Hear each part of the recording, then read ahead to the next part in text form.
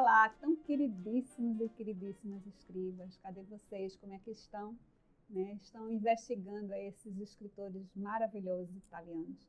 E eu fiz uma provocação lá na aula 1, que a gente começou a resolver na aula 2 e agora vai continuar na aula 3. Qual a semelhança, qual a comparação que a gente pode fazer entre Por que ler os clássicos, do Calvino, Mimeses, a representação da realidade na literatura ocidental do Éric Auerbach, e Se um Viajante numa Noite de Inverno, do próprio Calvino. E aí eu sinto que em Se um Viajante numa Noite de Inverno, ele foi preparado em Por que ler os clássicos. Como eu falei para vocês, é preciso conhecer o antigo para criar um novo, ousar em uma novidade, em uma técnica nova literária.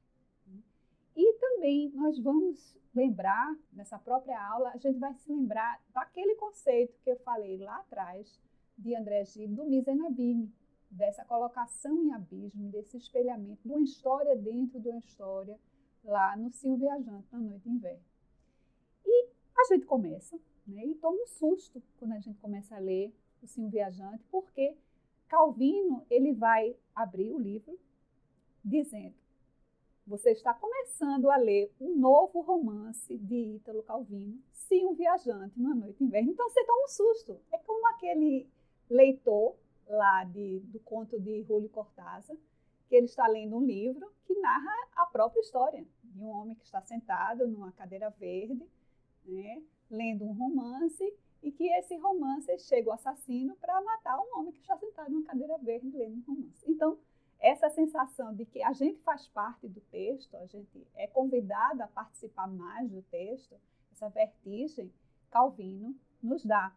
E que foi o conceito de mise en abîme que André Gide, de uma certa maneira, inaugurou na literatura ocidental.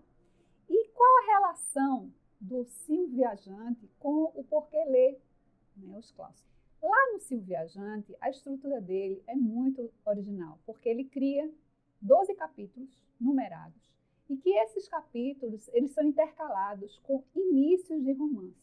Cada início de romance é um título diferente, certo? Ele coloca esses capítulos numerados na terceira pessoa, ele chama de você, ele se refere na terceira pessoa, conta a história de um leitor e de uma leitora que estão lendo o livro de Calvino, Se um Viajante, e aí de repente para o livro no primeiro capítulo.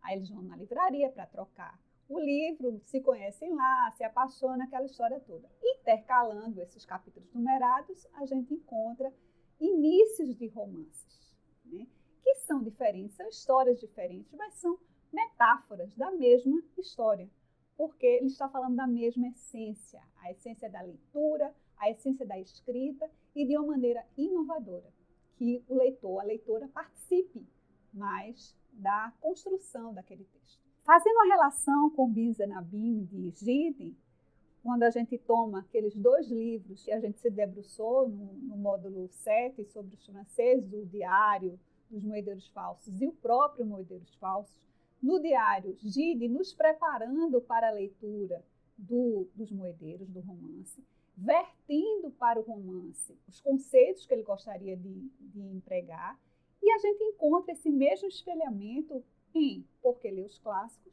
e Se um Viajante. E também encontramos o conceito de prefiguração e preenchimento que Auerbach nos traz dos primeiros padres, porque ele prefigura, Ítalo Calvino, prefigura em Por que ler os clássicos o preenchimento máximo que vai ser realizado em Se um Viajante numa Noite de Inverno. Então a gente faz essa relação, essa tríade entre esses 3 autores, entre esses livros que se espelham, que são como aquelas bonecas russas que a gente vai retirando de dentro sem acabar mais.